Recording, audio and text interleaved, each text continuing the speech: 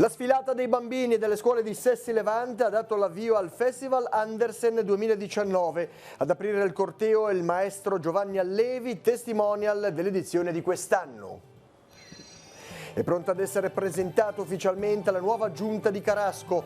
3 le conferme e le new entry. Insediamento che si terrà martedì 11 giugno. Sindaco già al lavoro su alcune pratiche urgenti. A Casalza Ligure il workshop del corso di laurea delle università di Genova, Milano, Torino in progettazione delle aree verdi e del paesaggio. Decine di studenti provenienti da tutta Italia che hanno studiato la Val Petronio.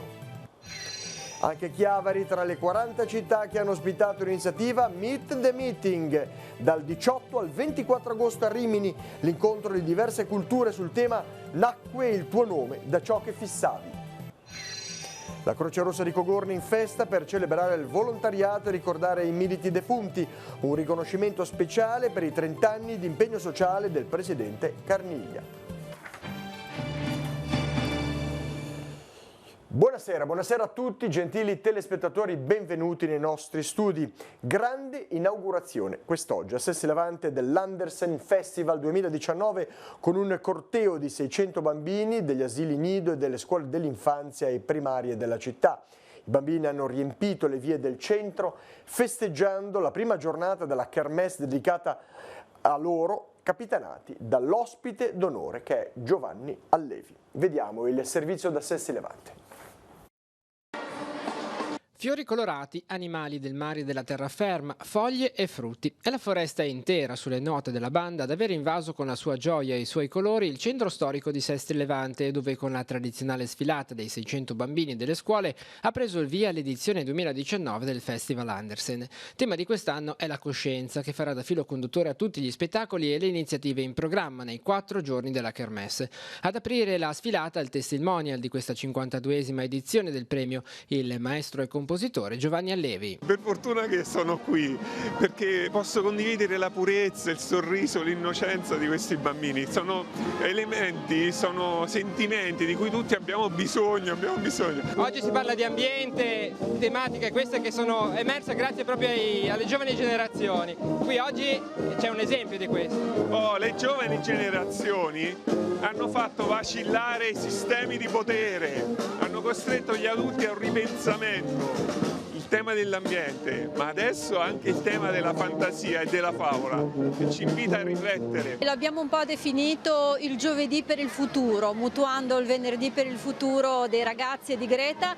I bambini hanno formato questa foresta viaggiante, come hanno detto loro, per portare gli alberi nel centro cittadino. È un buon auspicio per tutti noi, per il futuro e anche di buon Andersen, visto che da oggi si aprono 4 giorni con 100 spettacoli per tutti i gusti. Sabato la cerimonia di consegna del premio letterario, che quest'anno è dedicato al professor David Bixio, ideatore del festival nel 1967 e scomparso nel 2018. Intanto si tracciano i primi bilanci delle presenze turistiche sul comprensorio di Sesti Levante legate proprio al Festival Andersen. Si spera insomma che questo sia davvero il primo weekend estivo, sia in termini di meteo sia in termini di affollamento della città.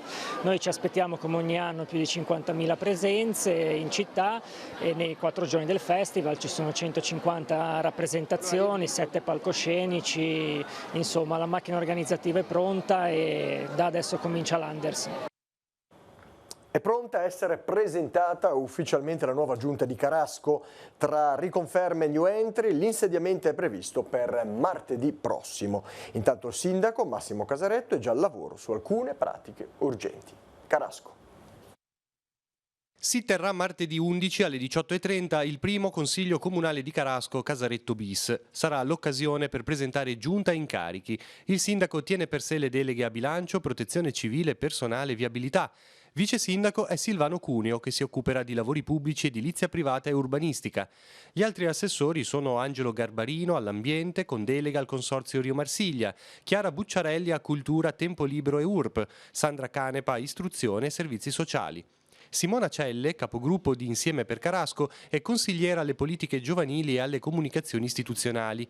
Gli altri consiglieri sono Roberto Lertora, delegato a Verde Pubblico e Agricoltura, Orazio Ramezzano a Manutenzioni e Bacino Imbrifero Montano, Massimiliano Del Giudice all'Acquedotto e alle Frazioni, Leonardo Massa ai Beni Culturali e all'Informatica, Massimo Sturla a Sport, Associazioni e Parrocchie, Maria Luisa Taddei a Turismo e Manifestazioni, Emilio Bagnasco ai Cimiteri.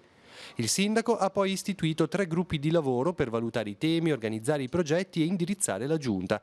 L'amministrazione è già al lavoro su alcuni interventi in corso. Sono la rimessa in sicurezza dello Sturla, che è €1 milione, è un'operazione molto importante, è partita la settimana scorsa e deve essere messa in sicurezza tra la diga e il ponte che è stato rifatto nuovo lì in località San Pietro.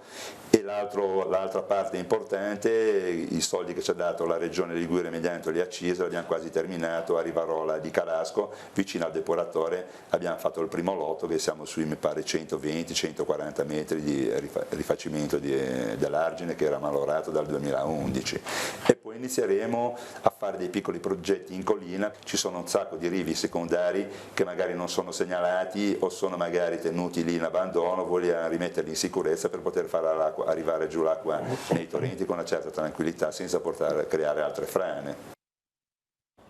Ed è pronta anche la giunta a Mezzanego, il sindaco rieletto Danilo Repeto ufficializzato oggi in nome della sua squadra.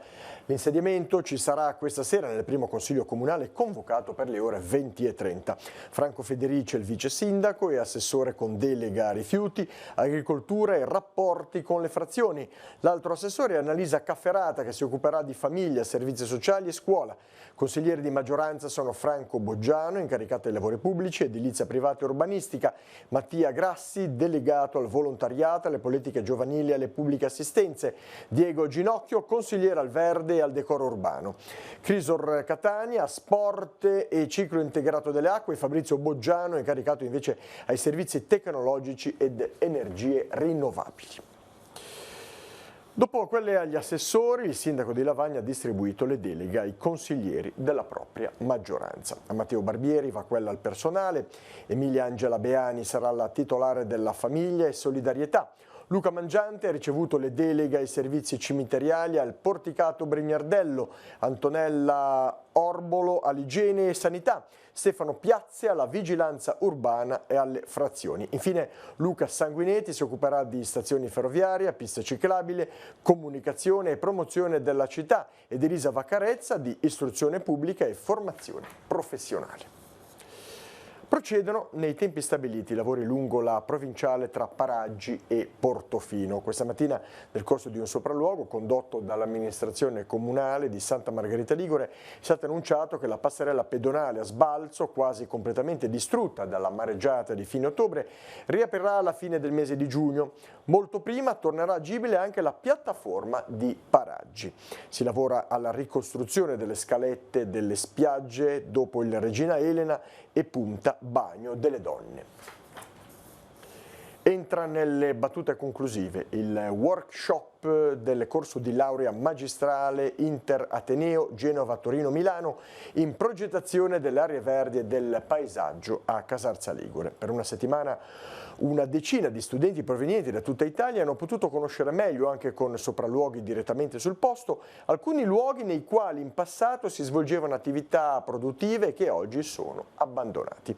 Dalla loro ricerca scaturiranno alcune idee che potrebbero portare anche a progetti di recupero e di valorizzazione del territorio. Vediamo.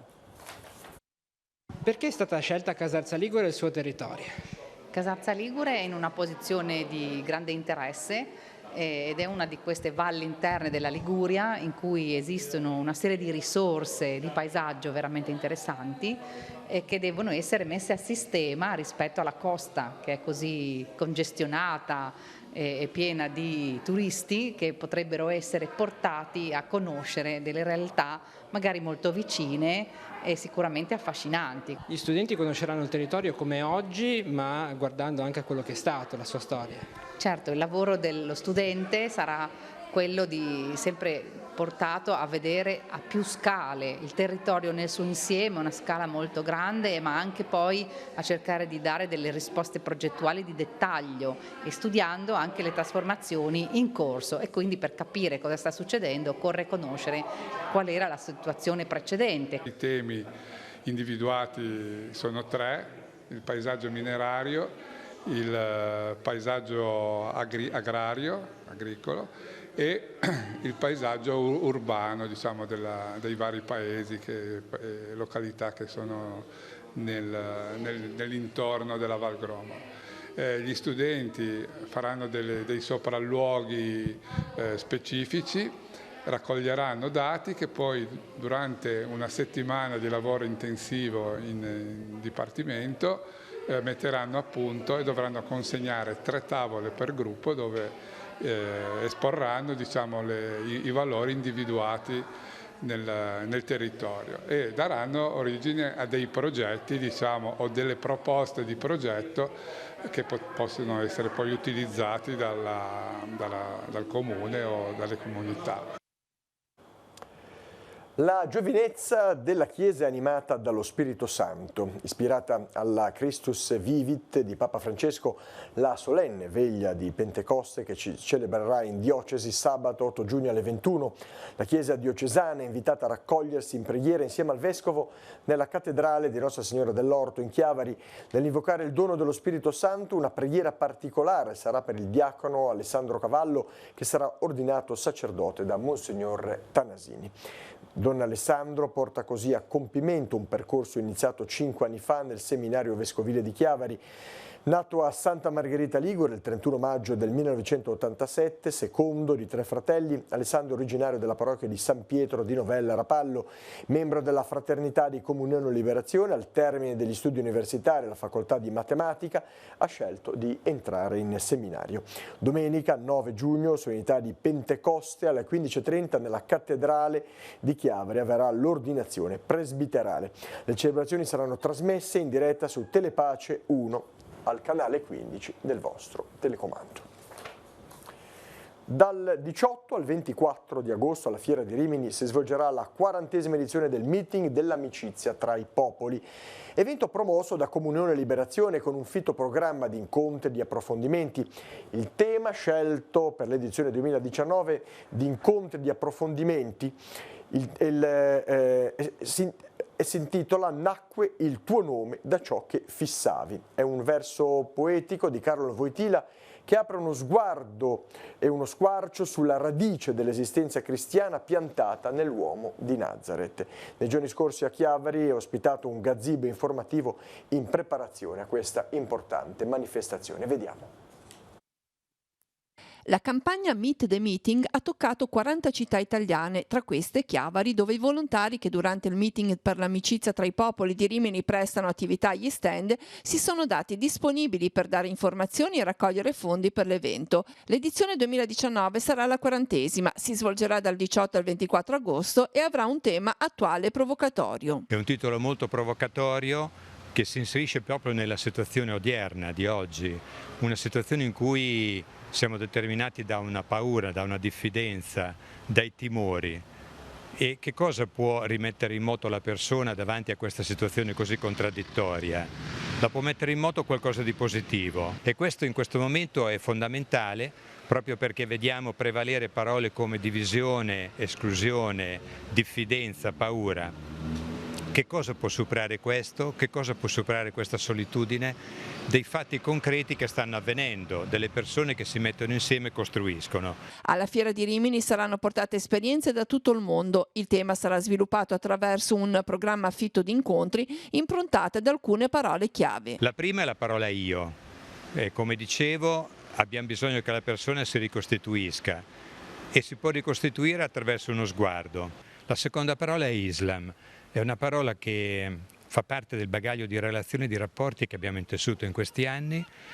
Sulle orme del grande cardinale Toran e di Papa Francesco tentiamo un dialogo costruttivo anche con questo mondo. E poi ancora un'altra parola per noi importante è la parola economia e società.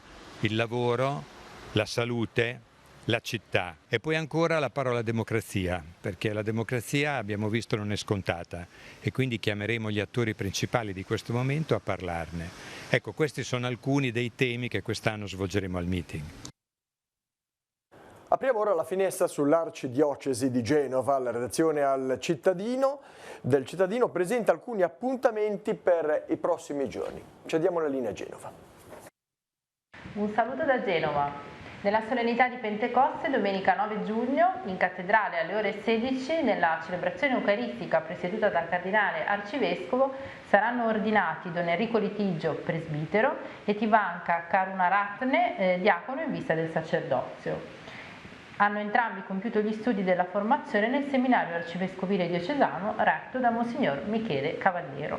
La celebrazione sarà trasmessa in diretta streaming sul nostro sito www.ilcittadino.ge.it. Sabato 8 giugno ritorna il tradizionale appuntamento con la veglia di Pentecoste al Santuario della Guardia, organizzata dal Servizio Diocesano di Pastorale Giovanile. Il ritrovo è alle ore 19 con la cena sul piazzale del Santuario, alle 20:30 la preghiera e la catechesi del Cardinale Bagnasco con l'accensione del fuoco. Sarà consegnato un dono agli educatori e agli sposi consacrati di quest'anno. Un gruppo di giovani salirà alla Guardia a piedi, con ritrovo alle ore 10 in piazza De Ferrari. È prevista per loro anche una sosta nei pressi del Ponte Morandi per un momento di preghiera. L'arrivo al Santuario della Guardia è previsto intorno alle ore 18. L'associazione Mesi Mesi Onlus, in collaborazione con l'Ufficio Missionario Diocesano, organizza una pericena solidale con un ospite speciale, Don Piero Pigollo, sacerdote Fidei Donum, missionario a Cuba nella missione diocesana. L'appuntamento è per venerdì 14 giugno alle ore 19 presso la Sala Quadrivium. Il ricavato della serata sarà interamente devoluto al progetto di costruzione di una struttura nuova che ospiti la Caritas parrocchiale, gestita dalla missione diocesana a Cuba. Venerdì 7 giugno è in programma la quarta edizione della Lunga Notte delle Chiese, una sorta di notte bianca dei luoghi di culto della città. Per Genova segnaliamo 2 appuntamenti, il primo nella chiesa di San Filippo in via Lomellini. Si tratta di un percorso tra immagini e musiche per scoprire il significato di alcune opere d'arte che sono conservate nella chiesa con l'accompagnamento musicale di Ars Antiqua. Nella chiesa del Gesù, che per l'occasione sarà aperta fino alla mezzanotte, un reading poetico a cura del laboratorio artistico dell'Associazione San Marcellino, la musica con 2 violiniste e gli itinerari artistico-spirituali a partire dalle ore 22 a cura dell'Associazione Pietre Vive. Da Genova è tutto, restituisco la linea a Chiavari. Bene, grazie. Parliamo ora di cronaca. È scattato intorno alle 17:30 l'allarme per un sub nella zona di mare di Valle Grande tra Riva Trigoso e Moneglia. L'uomo si era immerso questa mattina intorno alle 9 con un altro sub per una battuta di pesca in apnea. Nel pomeriggio il compagno di immersione ha dato l'allarme e ha allertato la Capitaneria di Porto. Sul posto è stata inviata la motovedetta del Circomare di Santa Margherita unitamente al personale dell'ufficio marittimo di Riva Trigoso via terra. È bastato poco per capire che il sub era deceduto. Il suo corpo era incastrato in un tratto di scoglia a 2 metri di profondità. È stato allertato il nucleo sub dei Vigili del Fuoco per il recupero della salma. La motovedetta della Capitaneria ha imbarcato il sub a Sesti Levante. Il corpo è riemerso poco dopo e ora stanno ancora procedendo le operazioni di recupero. Il sub era un uomo della provincia di Bologna, aveva 62 anni. E un uomo di 67 anni di origine colombiana è stato colto da un malore questa mattina intorno alle 6:30 mentre si trovava a bordo di uno yacht battente bandiera Isole Vergini Britanniche ancorato nella rada davanti al porto di Santa Margherita Ligure. La motovedetta della Capitaneria di Porto locale ha trasportato sul posto personale medico. Purtroppo per l'uomo non c'è stato nulla da fare, il personale medico non ha potuto altro che constatare il decesso. Lo yacht è stato ancorato in porto a Santa Margherita. La Procura della Repubblica ha disposto le indagini di rito che sono state condotte dal personale della Capitaneria dei Carabinieri per ottenere ogni informazione utile da parte delle persone presenti a bordo. La salma è stata trasportata alla camera mortuaria dell'ospedale San Martino di Genova a disposizione dell'autorità giudiziaria. Disagi momentanei alla viabilità in via Marsala a Chiavari per diversi problemi riscontrati sia sulla rete fognaria che su quella delle acque bianche cittadine. La circolazione veicolare resterà interdetta per diversi giorni. La chiusura della via è necessaria per consentire l'apertura del cantiere e permettere la risoluzione delle problematiche individuate dalle precedenti video ispezioni. Diverse parti del canale delle acque bianche sono crollate, creando impedimenti e limitando la loro capacità di far defluire il flusso d'acqua, spiega così il consigliere Paolo Garibaldi. Inoltre alcuni tratti della fognatura devono essere ripristinati per problemi strutturali. Nuovo impianto di condizionamento per la scuola materna dell'Ascito Repetti in corso Buenos Aires a Chiavari. I lavori di installazione sono giunti al termine, la struttura potrà contare su 6 impianti tra deumidificatori e climatizzatori che consentiranno lo svolgimento delle attività estive. Il costo totale dell'intervento è pari a 10.880 euro più IVA. Ancora cronaca, intorno alle 11 di questa mattina è stato richiesto l'intervento dei mezzi di soccorso per un'autovettura che si era ribaltata a Sessi Levante. L'accaduto si è verificato in via Pace. Una donna sulla sessantina che si trovava alla guida del mezzo ne ha perso il controllo finendo contro un albero e capottando su se stessa. La conducente è rimasta illesa. Sul posto l'automedica del 118 di Lavagna, l'ambulanza della Croce Rossa di Riva Trigosa e i vigili del fuoco di Chiavari. Fortunatamente, nonostante la dinamica rocambolesca, le conseguenze sono state lievi. Nei giorni scorsi la Croce Rossa di Cogorno ha organizzato una festa per celebrare e ringraziare tutti i volontari che quotidianamente collaborano per coprire i servizi offerti dal sodalizio. Un momento affettuoso e familiare in cui sono stati ricordati anche i militi defunti e i giovani che aiutano l'ente prestando servizio civile volontario. Il servizio da Cogorno. Il valore del volontariato si esprime in molteplici aspetti. Per i militi della Croce Rossa di Cogorno, la festa organizzata nella sede di San Salvatore è stata un'occasione per ringraziare e premiare tutti coloro che si prodigano durante l'anno nelle varie attività. Al tempo stesso è stato un momento di formazione con esercitazioni pratiche e di commemorazione di chi è stato volontario e ora non c'è più, ma continua a vivere nel ricordo. Ricordo molto mia moglie, la signora, che lei era una persona molto legata all'aiuto agli altri. Era andata da ragazza a Firenze per l'alluvione di Firenze, era andata in altri posti quando c'è stato il terremoto e quindi poi appena ha smesso di lavorare si è iscritta alla Croce Rossa. Si dedicava ai suoi tempi, ante 2000, anche 4 notti alla settimana. Poi, come aveva detto il Presidente, prima viene la famiglia e poi il volontariato. Ma lui non ha abbandonato finché non ha potuto. Poi ci siamo trasferiti in provincia di Parma e purtroppo però lui sarà sempre nel cuore dei vecchi militi. La Croce Rossa di Cogorno da qualche anno può contare sul supporto di giovani che prestano servizio civile presso l'ente, che tuttavia lancia un invito a coloro che avessero tempo e risorse da dedicare al volontariato. I volontari ce ne sono, però non sono mai abbastanza e quindi credo che il messaggio che possiamo anche lanciare è quello di invitare le persone a venire, perché tante persone hanno tempo a disposizione, possono donarlo agli altri e c'è un posto per tutti, ecco, secondo le proprie capacità, quello che uno riesce a fare o può dare. E il volontariato non è mai abbastanza. Ecco. Nel corso della giornata un premio speciale è stato assegnato al presidente del sodalizio Franco Carnitia. Ma sono i 25 anni di carriera da volontario del soccorso e per me è un onore consegnarli.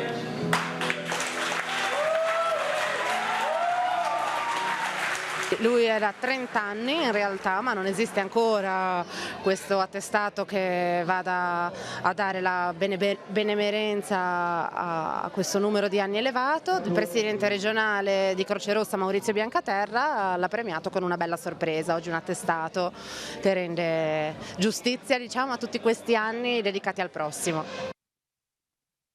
Con il saggio finale e gli applausi del pubblico si è conclusa l'edizione 2018-2019 della Bottega della Musica, un'esperienza organizzata dal Villaggio del Ragazzo che non è solo divertimento ma anche e soprattutto è aggregazione. Vediamo.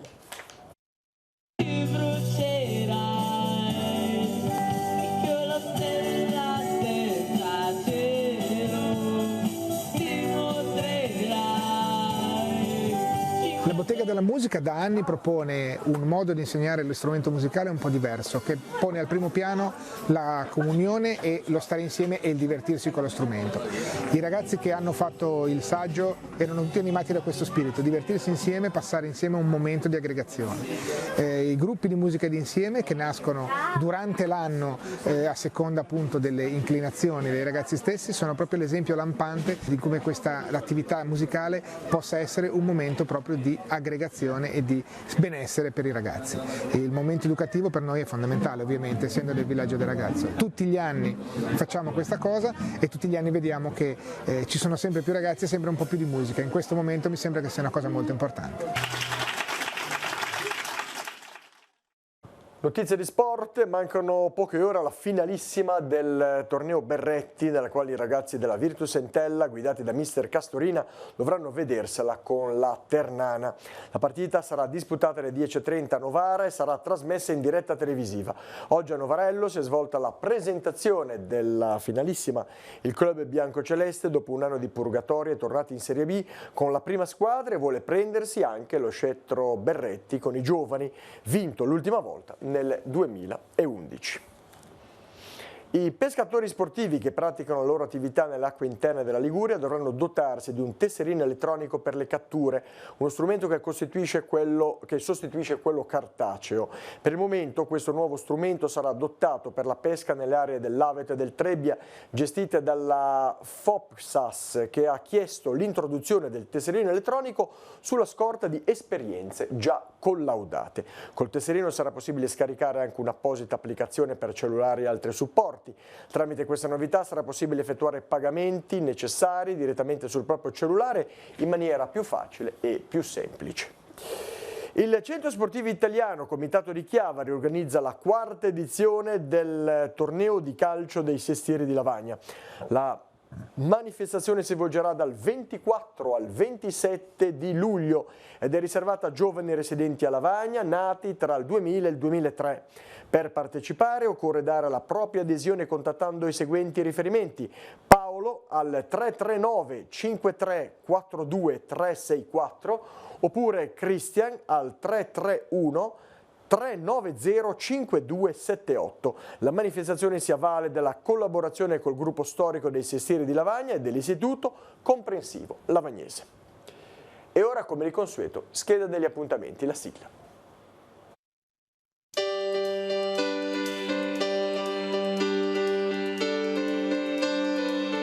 Venerdì 7 giugno, fra gli appuntamenti del Festival Andersen, ricordiamo a partire dalle 18 il Teatro di Strada nel centro storico. Nella Baia del Silenzio alle 18:30 Giovanni Allevi e alle 19:30 Corrado Augias. Alle 21 il concerto di Diodato e alle 23 Giancarlo Cattaneo e Maurizio Rossato. Sarà inaugurata all'Auditorium San Francesco di Chiavari la mostra collettiva organizzata dall'associazione Le Arti si incontrano, un omaggio a Fabrizio De André che sarà aperto dalla presentazione del libro Uomo Faber fra immagini e parole con Ivo Milazzo e Fabrizio Calzia. La mostra si potrà visitare fino al 23 giugno tutti i giorni dalle 15 alle 19. Sabato 8 giugno FIAB Tigullio Vivi in Bici propone una escursione lungo la ciclovia dell'Ardesia, con partenza alle 9:40 dalla piscina di Lavagna, pranzo condiviso a Bassi di Tribogni e rientro nel pomeriggio. L'escursione prevede alcuni tratti impegnativi. Per informazioni ed iscrizioni 339 10 29 558.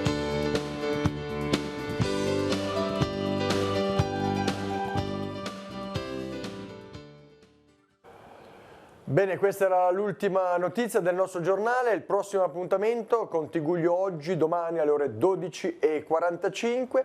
Io vi ringrazio per la vostra cortese attenzione e vi auguro una buona serata con i programmi della nostra rete. Arrivederci.